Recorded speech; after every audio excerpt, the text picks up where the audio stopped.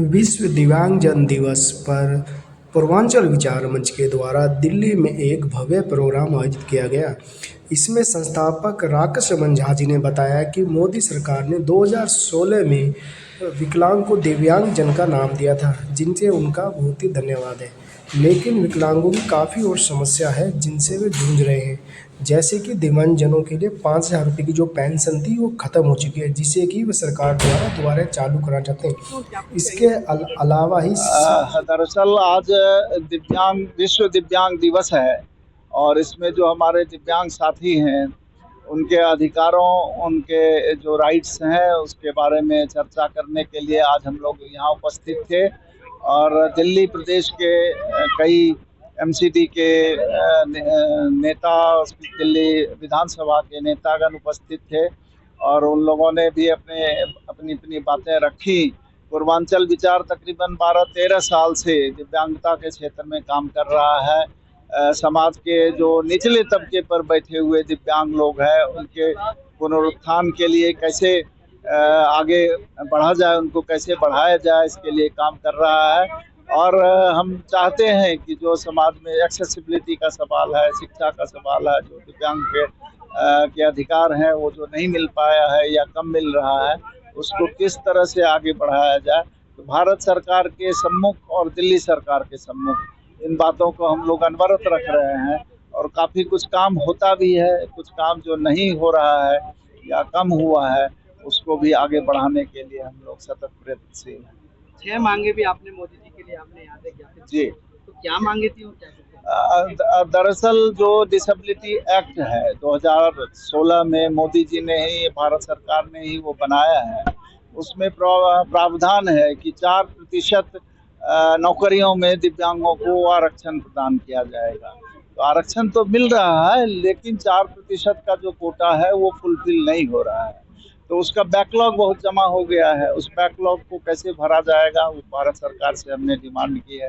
दूसरी जो मांग है उसमें ये है कि 5% का कोटा जो समाज के जो कॉलेजेस हैं, चाहे वो मेडिकल कॉलेज हो, इंजीनियरिंग कॉलेज हो, मैनेजमेंट का कॉलेज हो या बड़े बड़े कॉलेज हैं, यूनिवर्सिटी हैं, 5% का कोटा वो डिसेबिलिटी एक्ट कहता है कि वो उसमें विद्यार्थी जो है 5% दिव्यांग होंगे। वो भी कोटा पूरा नहीं हो पा रहा है। तीसरी जो डिमांड है कि 5,000 रुपये प्रति माह दिव्यांगों को पेंशन मिलना चाहिए। दिल्ली की सरकार ने 5,000 का किया है कि 5,000 मिलेगा, लेकिन उसके लिए इतने सारे कंडीशंस रख दिए हैं कि शायद वो कोई ले ही नहीं पाएगा।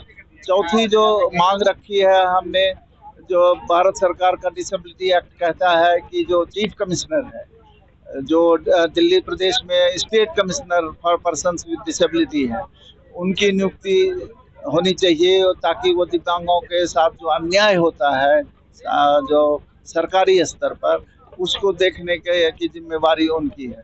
लेकिन यह दुर्भाग्यपूर्ण है कि भारत सरकार का जो चीफ कमिश्नर है और दिल्ली सरकार का जो स्टेट कमिश्नर, तब तक तकरीबन 1.5 साल से वह पद खाली पड़ा हुआ है।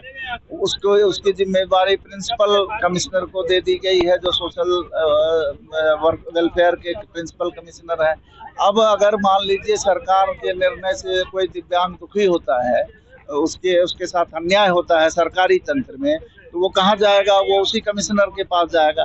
तो वो उसके तंत्र ने तो पहले उसको दुखी कर दिया है, तो वो उसको न्याय की जो है कैसे मिलेगा? वहाँ न्याय मिलने की गुंजाइश बहुत कम है।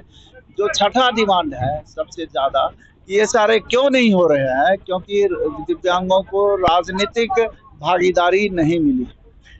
लोकसभा और राज्यसभा में दिव्यांगों का रिप्रेजेंटेशन नहीं है, विधानसभा में दिव्यांगों का रिप्रेजेंटेशन नहीं है। आपको आश्चर्य होगा संदीप जी कि तकरीबन समझ लीजिए कि 75-76 साल देश की आज़ादी को हो गए, मात्र 5 दिव्यांग व्यक्ति अभी तक लोकसभा और विधानसभा में पहुंच पाए। तो उसमें कहाँ राजनीतिक भागीदारी है दिव्यांगों का? जब तक राजनीतिक भागीदारी नहीं होगी तब तक ये अधिकार बेमानी है। तो उसके लिए हमने डिमांड की है नरेंद्र मोदी जी से, भारत के प्रधानमंत्री से, कि कुछ सीटें लोकसभा और विधानसभा के में विकलांगों के लिए आरक्षित कर दी जाए, जहां सिर्फ दिव्यांग लोग चुनाव लड़ेंगे। SC ST को हम दे रहे हैं ना, अब महिलाओं को भी देने की बात हुई है, वो भी 2029 के चुनाव में शायद महिलाओं को भी मिलेगा, तो दिव्यांगों को क्यों नहीं मिलेगा? तो उनको देना चाहिए। इसके साथ साथ जो महामहिम राष्ट्रपति और राज्यपाल 12 नॉमिनेट करते हैं राज्यसभा में और सामाजिक क्षेत्र से और विधान परिषद में, उन 12 में से कम एक दिव्यांग व्यक्ति होना चाहिए। एक दिव्यांग व्यक्ति का 12 में से नॉमिनेशन होना चाहिए, इसकी डिमांड करेंगे। सर, अंत में दिव्यांगजनों को क्या संदेश देना चाहिए? दिव्यांगजनों को जो संदेश ये है कि जो है फाइट करिए और जुड़े रहिए और यूनाइट रहिए, तभी आपके लिए कोई सरकार, कोई समाज सोचेगा।